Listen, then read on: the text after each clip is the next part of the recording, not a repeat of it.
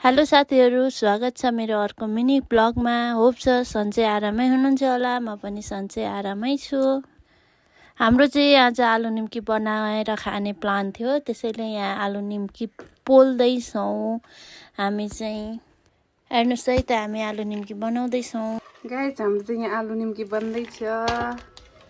हेर्दै गर्नु होला हाम्रो निम्की कस्तो बन्छ। रेडी भएपछि तपाईहरुलाई म फाइनल भएपछि देखाउँछु। यहाँ निम्की छ।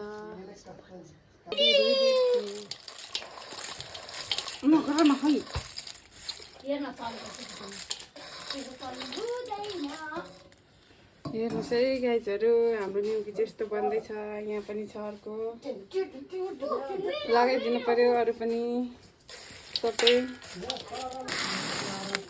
गाइज हेर्नु है, यस्तो बन्दैछ हाम्रो आलु निम्की।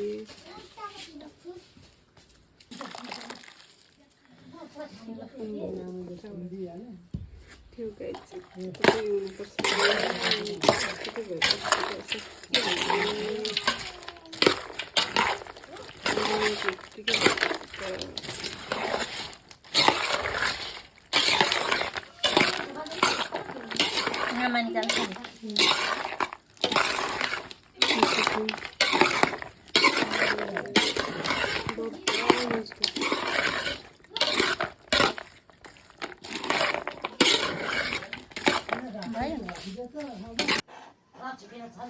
खोर्सानी पनि हाल्यौँ है गाइज। हाम्रो फाइनल चाहिँ यस्तो भन्छ है गाइजहरू। हेर्नु होला, खानु मन लाग्यो भने सम्पर्क गर्नु होला। अर्डरको लागि व्हाट्सएप नम्बर।